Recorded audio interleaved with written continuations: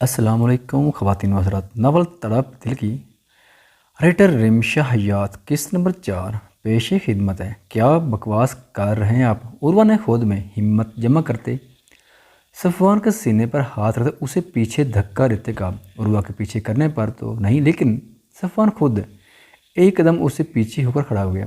اس کے اطمینان میں رتی برابر بھی فرق نہیں آیا تھا۔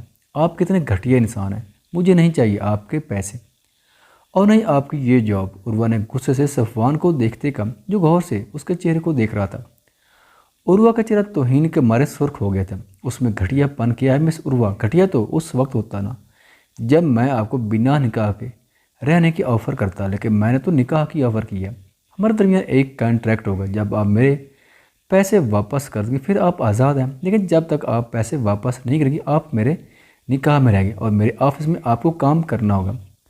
صفوان نے گہرے لہجے میں کہا۔ عروہ نے ایک غسلی نگاہ صفوان پر ڈالی اور بنا کچھ کہے وہاں سے جانے لگی۔ مس عروہ، یہ لے میرا کارڈ، آپ کل تک مجھے جواب دے دیں۔ اگر آپ کا جواب ہاں ہوتا ہے تو بھی آپ مجھے انفارم کریں گے، اگر نہ ہوتا ہے پھر بھی آپ مجھے بتا دیں گے۔ اگر آپ نے کوئی جواب نہیں دیا تو مجبوراً مجھے آپ کے گھر آنا ہوگا جواب کے لیے، کیونکہ مجھے ادھورے کام پسند نہیں ہے۔ صفوان نے ہاتھ میں پکڑا کارڈ عروہ کے سامنے کرتے سنجیدگی سے کہا، آپ کو سب سے پہلے بات کرنے کی تمیز سیکھنی چاہیے مسٹر، کہ کسی لڑکی کے ساتھ کیسے بات کرتے ہیں اور اپنے الفاظ کا چناؤ بھی ٹھیک رہے۔ عروہ نے کرخت لہجے میں صفوان کے ہاتھ سے کارڈ چھیننے کے انداز میں پکڑا اور وہاں سے چلی گئی۔ صفوان کی باتوں نے اسے تیش دلا دیا تھا۔ صفوان کے چہرے پر دھیمی سی مسکراہٹ آ کر مدھم ہوئی تھی۔ لڑکی میں ہمت تو ہے، لیکن مجھے پورا یقین ہے تمہاری مجبوری دوبارہ تمہیں میرے سامنے لا کھڑا کرے گی۔ صفوان نے گہرا سانس لیتے خود سے کہا اور دوبارہ کھڑکی کے پاس جا کر کھڑا ہو گیا۔ نہ جانے وہ کیا کرنا چاہتا تھا۔ حمزہ، تمہارے ڈیڈ تمہیں بلا رہے ہیں، عظمیٰ نے اپنے بیٹے کو دیکھتے کہا، جو کہیں باہر جانے کی تیاری میں تھا۔ مام، ابھی مجھے ایک ضروری کام سے جانا ہے، میں رات میں ان سے ملتا ہوں۔ حمزہ نے اپنی کلائی پر بندھی گھڑی کو دیکھتے کہا اور وہاں سے چلا گیا۔ عظمیٰ نے پریشانی سے اپنے بیٹے کو دیکھا تھا۔ ان کی اولاد کو بگاڑنے میں زیادہ ہاتھ ان کے باپ کا تھا، جو ان کی ہر جائز اور ناجائز بات کو پورا کرتے تھے، اور اب تو حمزہ اپنے باپ کو بھی کسی خاطر میں نہیں لاتا تھا۔ حمزہ کی گال پر ایک نشان تھا جو اسے کچھ سال پہلے ملا تھا۔ کیسے ملا یہ حمزہ نے کبھی کسی کو بتایا نہیں تھا۔ حمزہ گاڑی میں بیٹھا کسی کا انتظار کر رہا تھا جب اس کی نظر سامنے سڑک کراس کرتی لڑکی پر پڑی، جو شاید جلدی سڑک کراس کرنا چاہتی تھی، اس لیے بنا دائیں جانب دیکھ سڑک کراس کرنے لگی۔ لیکن ایک بائک جو تیز سپیڈ میں آ رہی تھی اس لڑکی کے بے حد قریب آ کر روک گئی۔ اس لڑکی نے زور سے چیخ ماری اور وہیں بے ہوش ہو کر گر گئی۔ بائک والے نے بر وقت بریک لگا لی تھی، لیکن خوف کے مارے وہ بے ہوش ہو گئی۔ حمزہ یہ منظر دیکھ رہا تھا۔ اس نے سگریٹ سلگایا ہوا تھا۔ اس نے گاڑی کی کھڑکی سے سگریٹ باہر پھینکا اور دروازہ کھولے باہر آیا۔ وہاں جمع لوگ اس لڑکی کو ہی کوس رہے تھے جنہوں نے اسے سڑک پار کرتے دیکھا تھا، کیونکہ غلطی اس لڑکی کی تھی۔ اگر تم میں کسی نے اس لڑکی کی مدد نہیں کرنی تو باتیں بھی مت کرو، تم لوگ اسے باتیں تو ایسے سنا رہے ہو جیسے وہ لڑکی سن رہی ہو۔ حمزہ نے سنجیدگی سے کہا اور زمین پر پڑی بے سود لڑکی کو اپنی باہوں میں اٹھایا اور اسے اپنی گاڑی کی طرف لے گیا۔ اس نے گاڑی کی فرنٹ سیٹ پر اس لڑکی کو بٹھایا اور پانی کی بھری بوتل اس لڑکی پر انڈیل دی تھی۔ ملائکہ ہڑبڑا کر ہوش میں آئی اور خود کو کسی انجان کی گاڑی میں دیکھ کر ایک پل کے لیے ڈر گئی تھی۔ کون ہو تم؟ ملائکہ نے اپنی چادر ٹھیک کرتے پوچھا۔ حمزہ سامنے سڑک پر دیکھ رہا تھا۔ اس نے اپنے چہرے کا رخ ملائکہ کی طرف کیا، جو حمزہ کے چہرے کا نشان دیکھ کر گھبرا گئی تھی۔ تم مجھے کڈنیپ کر رہے ہو؟ دیکھو میں بہت غریب ہوں، میری امی نے تمہیں کوئی پیسے نہیں دینے، بلکہ وہ تو کہیں گئی۔ اچھا ہوا جان چھٹی میری ماں نے ایک پھوٹی کوڑی بھی تمہیں نہیں دینی، اور اتنی بڑی گاڑی تمہارے پاس ہے، پھر بھی تم ایسے کام کرتے ہو، شرم آنی چاہیے۔ ملائکہ جو ایک بار بولنا شروع ہوئی تو بولتی چلی گئی۔ اس وقت اسے اپنے حلیے کی بھی پرواہ نہیں تھی۔ حمزہ کے ماتھے پر بال پڑے تھے۔ اس نے آگے بڑھ کر ملائکہ کے منہ پر اپنا وزنی ہاتھ رکھتے اس کا منہ بند کیا۔ تمہیں نہیں لگتا کہ تمہاری زبان غلط وقت پر کچھ زیادہ ہی چلتی ہے؟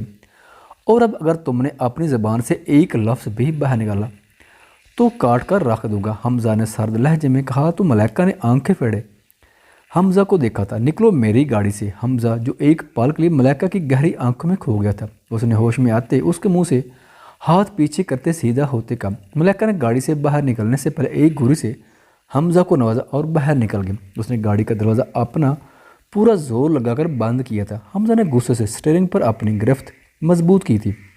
پاگل لڑکی، حمزہ نے منہ میں بڑبڑاتے ہوئے کہا اور گاڑی سٹارٹ کرتے وہاں سے چلا گیا، کیونکہ اب اس کا کسی سے بھی ملنے کا موڈ نہیں تھا۔ ملائکہ کے باپ نے 2 شادیاں کی تھی۔ ملائکہ پہلی بیوی سے تھی۔ ملائکہ کی ماں کی وفات کے بعد اس کے باپ نے دوسری شادی کی تھی۔ اس کی ستلی ماں اس کے ساتھ نہ زیادہ اچھی تھی نہ زیادہ بری۔ گھر کا سارا کام ملائکہ کرتی تھی تو اس کی ماں کو بھی کوئی مسئلہ نہیں تھا، لیکن باہر جاتے ہوئے وہ ضد کر کے اپنی ماں کو ساتھ لے کر جاتی تھی، لیکن اب اس کی ماں نے صاف انکار کر دیا تھا کہ اب وہ بار بار اس کے ساتھ باہر نہیں جائے گی۔ اگر اسے جانا ہے تو اکیلی جائے، تو مجبوراً اپنے کام کے لیے یا اس نے اپنی کچھ چیزیں لینی تھی تو اکیلے باہر آنا پڑتا۔ بھائی بسما نے خان کے کمرے کا دروازہ ناک کیا اور اجازت ملنے پر اندر آتے اس نے خان کو پکارا۔ کیا ہوا مانو؟ خان نے بسما کو دیکھتے پوچھا۔ ارسم اور خان دونوں بسما کو پیار سے مانو کہتے تھے۔ بھائی بھابھی آئی ہیں، بسما نے خان کو دیکھتے کہا۔ خان کے ماتھے پر بال پڑے تھے۔ مانو میری یا ارسم کی ابھی شادی نہیں ہوئی تو تمہاری بھابھی کہاں سے آ گئی؟ خان نے کتاب بند کرتے سنجیدگی سے پوچھا۔ سوری بھائی، وہ اس سے مل پہلے بسما ثانیہ کے آنے کا بتاتی وہ خود کمرے میں آ گئی تھی۔ ٹھیک ہی تو وہ کہہ رہی ہے خان، اس کی بھابھی ہی تو میں لگتی ہوں۔ ثانیہ جو بسما کی بات سن چکی تھی اس نے مسکراتے ہوئے کہا، ویسے تو اسے بسما پسند نہیں تھی لیکن اس کی یہ بات اسے اچھی لگی تھی۔ کیا اب تم یہی کھڑی رہو گی؟ جاؤ یہاں سے میرے لیے چائے بنا کر لاؤ، ثانیہ نے بسما کو دیکھتے کہا۔ بسما نے ثانیہ کو دیکھا تو خاموشی کے ساتھ کمرے سے باہر نکل گئی۔ تمہیں کسی نے تمیز نہیں سکھایا کہ کسی کے بھی کمرے میں آنے سے پہلے دروازے کو ناک کرنا چاہیے اور اجازت ملنے پر اندر آنا چاہیے؟ خان نے بنا ثانیہ کو دیکھے سنجیدگی سے کہا، اپنے منگیتر کے کمرے میں آئی، مجھے نہیں لگتا کہ مجھے ناک یا کسی کی بھی اجازت کی ضرورت ہے۔ ثانیہ نے مسکراتے ہوئے کہا، کسی کی اجازت سے مجھے فرق نہیں پڑتا، لیکن یہاں میری اجازت لینا بہت ضروری ہے۔ آئندہ میری اجازت کے بغیر میرے کمرے میں داخل مت ہونا۔ اب تم جا سکتی ہو، مجھے ایک ضروری کال کرنی ہے، اور ہاں مانو سے عزت کے ساتھ پیش آیا کرو۔ خان نے کہا تو ثانیہ کا توہین کے مارے چہرہ سرخ ہو گیا۔ خان نے ایسا کچھ کہا نہیں تھا، لیکن پھر بھی ثانیہ کو ایسا ہی لگا کہ خان نے اس کی بے عزتی کی ہے۔ اسے کبھی کسی نے پیار سے بھی ڈانٹا نہیں تھا، اور بقول ثانیہ کے خان اس کی بے عزتی کر رہا تھا اور بسما کو اس پر فوقیت دے رہا تھا۔ تم اس ملازمہ کو مجھ پر فوقیت دے دو، کیا اوقات ہے اس کی میرے سامنے؟ ثانیہ نے چیختے ہوئے کہا۔ خان نے سرخ آنکھوں سے ثانیہ کو دیکھا اور غصے سے آگے بڑھتے اس کی گردن کو دبوچا۔ اپنی زبان پر قابو پاؤ، ورنہ تمہاری کینچی جیسی چلتی زبان کو کانٹنے میں مجھے ایک سیکنڈ نہیں لگے گا۔ اور جس تم ملازمہ کہہ رہی ہو میری بہن ہے، خان کی بہن سمجھی، کسی نے بھی اس کے بارے میں بکواس کی میں اس کی جان لے لوں گا۔ اب دفع ہو جاؤ یہاں سے۔ خان نے ثانیہ کو پیچھے دھکا دیتے ہوئے سرد لہجے میں کہا، جو لڑ کھڑا کر پیچھے دیوار کے ساتھ جال گئی اور کھانستے ہوئے اپنے سانس کو بحال کرنے لگی۔ بہت برا کیا تم نے خان، ثانیہ نے غصے سے منہ میں بڑبڑاتے ہوئے کہا۔ ایک ہاتھ ابھی بھی اس کا اپنی گردن پر تھا۔ ثانیہ نے ایک قہر برساتی نگاہ خان پر ڈالی اور وہاں سے چلی گئی۔ خان کی ماتھے کی رگیں پھول چکی تھیں، کسی بھی طرح اس کا غصہ کام نہیں ہو رہا۔ ثانیہ نے یہ بات کر کے جو خان کے دل میں اس کے لیے تھوڑی بہت عزت تھی اسے بھی ختم کر دیا تھا۔ اس لیے اس نے گاڑی کی چابیاں اٹھائی اور کمرے سے باہر چلا گیا، لیکن یہ بات یہیں پر ختم نہیں ہوئی تھی۔ ثانیہ نے گھر جاتے ہی پورے گھر کو رو رو سر پر اٹھا لیا تھا۔ عثمہ بیگم بار بار اس سے وجہ پوچھ رہی تھی، لیکن وہ بس روئے جا رہی تھی۔ حمزہ اور وحاج بھی وہیں آگے تھے۔ آفاق پہلے سے وہاں پر موجود تھا۔ سلطان اور رحمان دونوں کام کے سلسلے میں دوسرے شہر گئے تھے، اس لیے وہ دونوں گھر پر نہیں تھے۔ سمینہ ثانیہ کے پاس بیٹھی تھی۔ ثانیہ اپنی پھوپھو کی چہیتی تھی، یہ بات سب لوگ جانتے تھے۔ پھر سے کوئی نیا ڈرامہ شروع ہو گیا ہے، وحاج نے اکتائے ہوئے لہجے میں کہا اور وہاں سے جانے لگا۔ جب اس نے بسما کا نام سنا تو وہیں روک گیا۔ کیا ہوا بیٹا؟ سمینہ نے پیار سے پوچھا۔ کوثر بھی پریشانی سے ثانیہ کو دیکھ رہی تھی۔ پھوپھو میں تو خان سے ملنے گئی تھی، لیکن جب میں خان کے کمرے میں داخل تو ثانیہ کہتے ہی خاموش ہو گئے۔ کیا؟ سمینہ نے حیرانگی سے پوچھا۔ مجھے تو بتاتے ہوئے بھی شرم ماری، اس لیے خان مجھ سے شادی نہیں کر رہا۔ وہ بسما کو پسند کرتا ہے اور کمرے میں وہ دونوں، اس سے پہلے ثانیہ اپنی بات مکمل کرتی کوثر کی سرد آواز وہاں گونجی تھی۔ ثانیہ سوچ سمجھ کر بات کرو، خان بسما کو بہن کہتا ہی نہیں بلکہ مانتا بھی ہے، اور تم ان دونوں کے کردار پر کیچڑ اچھال رہی ہو۔ کوثر نے سرد لہجے میں ثانیہ کو دیکھتے کہا، آپ تو دونوں کی سائیڈ لے گی ہی، لیکن بسما اس کی سگی بہن نہیں ہے، اور جو میں نے دیکھا وہی میں نے بتایا۔ ثانیہ نے بدتمیزی سے کوثر کو دیکھتے کہا۔ وحاج نے اپنے ہاتھ کی مٹھی بنا کر اپنے غصے کو کنٹرول کیا تھا۔ دوبارہ اگر میری ماں سے اونچی آواز میں بات کی تو بہت برا حال کروں گا، تمیز تو تم میں ویسے ہی ختم ہو گئی۔ وحاج نے آگے بڑھتے ثانیہ کو تنبیہ کرتے کہا۔ باقی سب خاموشی سے دونوں کو دیکھ رہے تھے، لیکن حمزہ اپنی بہن کو اچھی طرح جانتا تھا اور وہ خان کو بھی جانتا تھا کہ وہ کیسے کردار کا مالک ہے، اس لیے وہ کافی حد تک معاملے کو سمجھ گیا تھا۔ وہ آج ثانیہ کو کیا ضرورت ہے جھوٹ بولنے کی، اس نے جو دیکھا وہی بتایا، اور ہم کیا جانیں کہ وہ لڑکی خان کے ساتھ کیا کرتی رہتی ہے، نام کی ہی بہن ہے۔ سمینہ نے نحوست سے کہا۔ اس کے ہاتھ میں تو بات آ گئی تھی، بس وہ بہت ہو گیا، کیا ثبوت ہے اس کے پاس، کیسے ہم اس کی بات پر یقین کر لیں، اور خان کی عادت سے تو سب واقف ہے۔ اب بیٹھ کر یہ سوچو کہ تم نے جو خان پر الزام لگایا اسے ثابت کیسے کرو گے، کیونکہ یہ چھوٹی بات تو ہرگز نہیں ہے۔ کل ڈیڈ اور تایا جان واپس آ رہے ہیں، میں خود ان سے بات کروں گا، اور پھر کیا سچ اور کیا جھوٹ سب کے سامنے آ جائے گا، لیکن بنا کوئی ثبوت کے کسی کے کردار کو اچھا اچھالا نہیں جائے گا۔ اور دوسری بات، تم رات کے وقت وہاں کیوں گئے؟ کیا تمہارا وہاں جانا ٹھیک تھا؟ وہاں نے سرد لہجے میں پوچھا۔ ثانیہ اس کے سوال پر ہڑبڑا گئی۔ واج نے ایک قہر برساتی نگاہ ثانیہ پر ڈالی اور وہاں سے اپنے کمرے کی طرف چلا گیا۔ میری بچی، تم پریشان مت ہو، مجھے پتہ ہے کہ تم سچ بول رہی ہو، سمینہ نے ثانیہ کو گلے لگاتے کہا، لیکن اسے واج کی باتوں نے ٹینشن میں ڈال دیا تھا، اور یہ چھوٹی بات تو بالکل بھی نہیں تھی۔